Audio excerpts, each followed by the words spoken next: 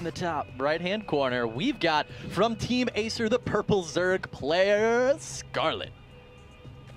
Going off against, in the bottom left-hand corner, from the Team Root, the fantastically entertaining player.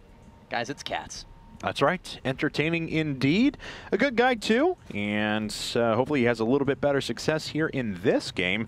As last one, yeah, we mentioned before, Scarlett, I mean, the real clear advantage she had was that even in the...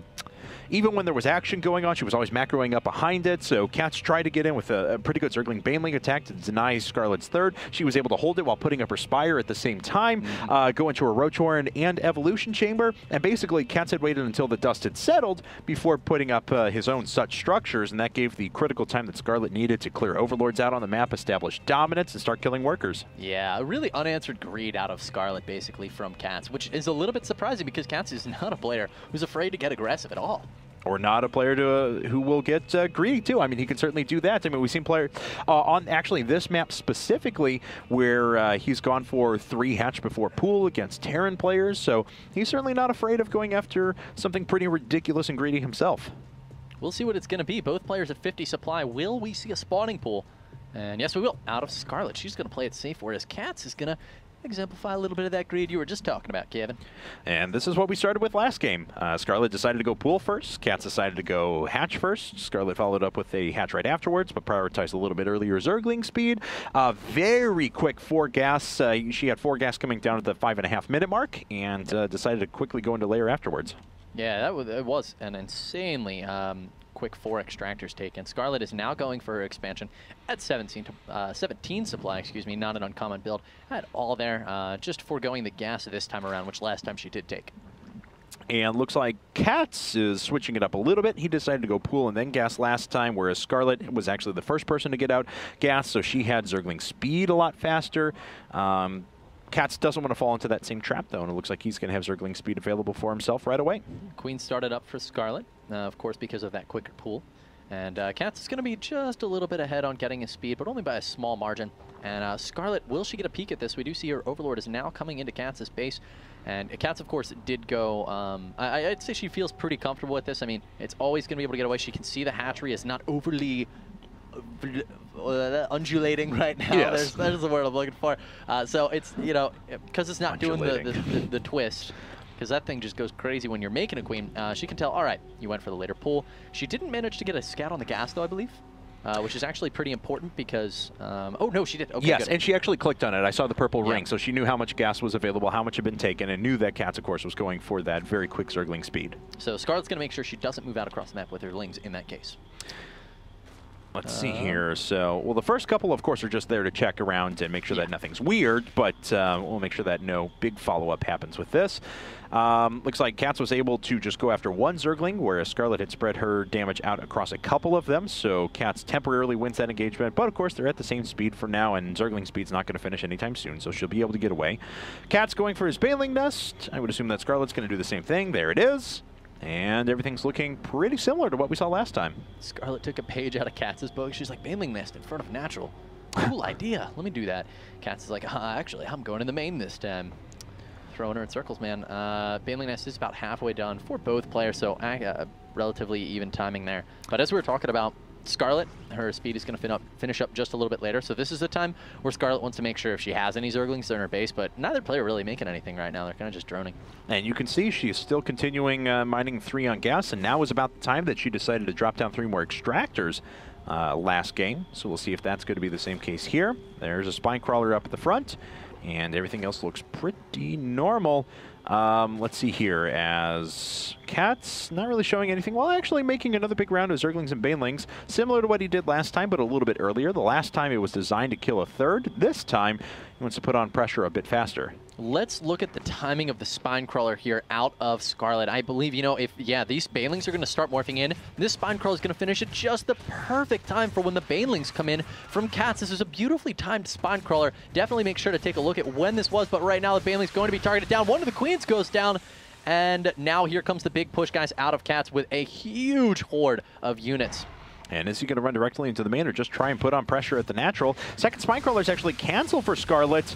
A lot of damage done to the banelings, and that's actually going to allow the spine crawler to kill these one at a time. Oh, Scarlett losing a few lings there, but with her spine crawler should have enough to be able to ward this away, and indeed will. So the pressure is temporarily subsided. Catz going to try and make a follow-up to this, but Scarlett, she's got layer tech on the way. She just finished her second gas. She's picking enough Zerglings herself, and she's still up by 10 workers. Yeah, that is really the big thing there. You know, being up by 30% of a player's economy is so huge. Catz going to try to equalize that. Wanted to go into sniper drone there. Didn't happen. Baneling, nice contact for Catz there against those Zerglings. Now these Zerglings may be able to kill off the Queen, but no, Scarlett is going to kill them with her Baneling. And nice job by Scarlett. Also running the drones away from the Baneling, so none of them sustained any damage. And as we can see, there's no follow-up to this from Catz, so he's just going to sit back, macro up, make sure that he has all of his gas in place. He's up to 4 extractors now. Scarlett just going over to her 3rd and 4th. She is a bit ahead in her layer tech once again, but it's only by about 10 seconds this time rather than about 50 like we saw in the last game. Yeah, I really want to highlight this game for anybody out there that's looking to improve their ZvZ and they're finding they lose in the early game to these Ling rushes. Because, I mean, that was a flawless defense out of Scarlett, and it allowed her to still play with a relatively good level of greed. Yeah, I mean, and she's exemplifying just that. I mean, it was a good point. So Spire's coming up for her at just the right time. Roach Warren actually being developed first for Catz, which is not a bad idea. The Roach Warren Evolution Chamber route and, okay, never mind. And, of course, it's Catz we're watching. And Spire at the same time. I was about to say, we saw a game where, you know, Startail Life versus Hyun, I think it was? No, I think it was actually one of our IPTL matches. I apologize. I forgot who the 2 players were. I was on Tomb Valley, though, and we saw one player decided to go for Spire. Another player decided to just push with a bunch of roaches, and it ended up hitting just before the Mutals were able to do significant damage. Yeah, I know that Sniper was in that game, but here comes some. That's a great point to make. Versus actually, Curious. Yeah. Yep. That's exactly who it was. Catz coming in with some Zerglings right now, guys. Gonna kill off this hatchery. Pretty much. I hate situations like this. If reinforcements arrive from Scarlett, which it looks like that might just happen, Catz now is not going to be able to kill this hat. Oh no! Beautiful Baneling trade there, and now he could have gotten that hatchery there and decided instead to try to get a little greedy, and it didn't pay off. And nope, that's didn't work exactly out what at happened all. in that game we cast with Hyun, where that command center, it was like. So close, it was down to like 40 hit points. I remember what you were saying, and he could have just finished it right there, but he didn't, and it was recharged back up to full. So maybe this will come back and hurt Catz in the end. Looks like he's got a couple of Banelings left, but of course Banelings themselves aren't going to do that much damage here to the hatchery. Nice job. Get away with the units there from Scarlett, and then she follows this up by killing the Baneling with the Queen. Well, things looking a little bit rough for Catz, I do believe, at this stage. Yeah, a lot of Zerglings coming in right now. We'll see if Scarlett's going to be able to hold this off. You know, this hatchery is already at half hit points. Here come the Mutas. Mutas do pretty well versus Zerglings, but Zergling DPS is quite high, and it looks like this hatchery is actually still going to go down. Those are Scarlett's Banelings! 60 hit points. Wow. All right. So there you go. Scarlett does hold on to it, and importantly, she's going to be able to continue receiving an economic benefit from this in the meantime. Zerglings are just going to try and dash on through, but she's already got defenses prepared, and those Zerglings are not going to be able to make it. And I would imagine we're going to see another Queen come down to transfuse this up here in a second once 50 energy is accumulated. Yeah, because Catz is about to bum rush in with a couple of his own Mutalisks, and there's not much of a way to stop it when you have Glaive Worm. But well, yeah, you don't really want to throw away Mutas to get a hatchery. That's just what I was about to say, because there comes a point when it's like, yeah, you can send in 20 Zerglings and just kind of suicide, take the damage loss, and just try and power down the hatchery. But the problem is, a lot of players will fall into the trap of committing too much to it, and then you start seeing an overabundance of resources lost. Looks like these Mutas are actually probably going to be able to get this now. I mean, the hatchery was transfused up. Ooh, Scarlett's actually coming back, and trading Mutas for this hatch is not going to be as good. One Muta traded already. That's 100 minerals and 100 gas to get that hatchery. But overall, not too bad of a play until now. All of these Mutalisks in their retreat path. This is actually the kind of play that will entirely cost you the game. Kevin, that statement you just made about sacrificing too much could not have portrayed itself any more accurately than this. And the problem is, too, is that Scarlett's doing a successful job at harassing her opponent's third now. And if Catz can't find any sort of an economic benefit from this, then everything was lost. Everything that he had set out to achieve. Wow, he lost 7 or 8 Mutalisks there. And one of the things I always say about Muta versus Muta is the player with more Mutas is the player who wins. now Catz can't do anything because he lost all of his Mutalisks.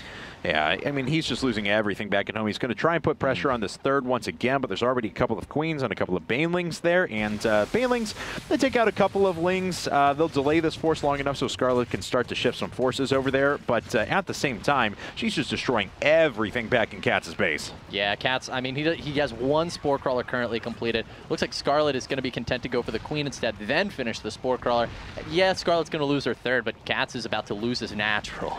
Yeah, and unfortunately now, I mean, Catz is down to 43 workers. He's got no army. He's got no Mutalisks versus the 18 that are up for Scarlett. He's banking on getting these Infestors up in time, but because of the 50-second build time, they take so long to get in place that unless he catches them completely grouped up, then things are going to look okay for her. And look at that. She sees the Infestation Pit and immediately splits up her forces so that they're targeting multiple things and won't get caught by a single fungal growth. And here are the Infestors throwing down a fungal on a grand total of 6. Another few get caught. Catz doing a nice job of maybe cleaning these up. Scarlett's actually, she's splitting pretty well here. Yeah. And consequently, I mean, Catz, he may be able to kill these Mutas eventually, but yeah, there's going to be nothing left, so... Oh, man, Lings come in, and that's GG. GG. So Scarlett takes the set 2-0, and she's going to advance into the round of 8 here at the GOAT World Championship qualifier. So we have our final 8 set, and of course we're going to pick one person out of this that will make it into the World Championship team out of this qualifier. One more person will receive a seed at IPL 5, so all is not lost for them. But that is going to be it for our broadcast tonight. Tomorrow we actually have EU action, as we have some pretty good matches there too, and I'm looking forward to see who advances to the round of 8 there. As well, make sure you guys tune in tomorrow. That's going to be super exciting. Hope you guys enjoyed these matches. They're pretty excellent. Yeah, honestly. they're pretty good. So, but that's going to be it for us tonight. Make sure you follow the IGN Pro League on Twitter or Facebook. It's at IGN Pro League. These VODs are also available on YouTube.com/IGN Pro League pretty quickly after the broadcast. And then we also have our brand new YouTube channel, which we want you guys to check out. We're actually launching a new show on it starting tomorrow that encompasses a lot of general esports news from different leagues, different games, and we hope you guys will check that out. You can find that brand new YouTube channel on YouTube.com/IPL Esports. If you've enjoyed Kibbles and Ice casting as well, you can follow us on Twitter. I'm at Kevin Naki. He is at Kibbles. That does it for us here at the IPL studio. You have yourselves a pleasant evening.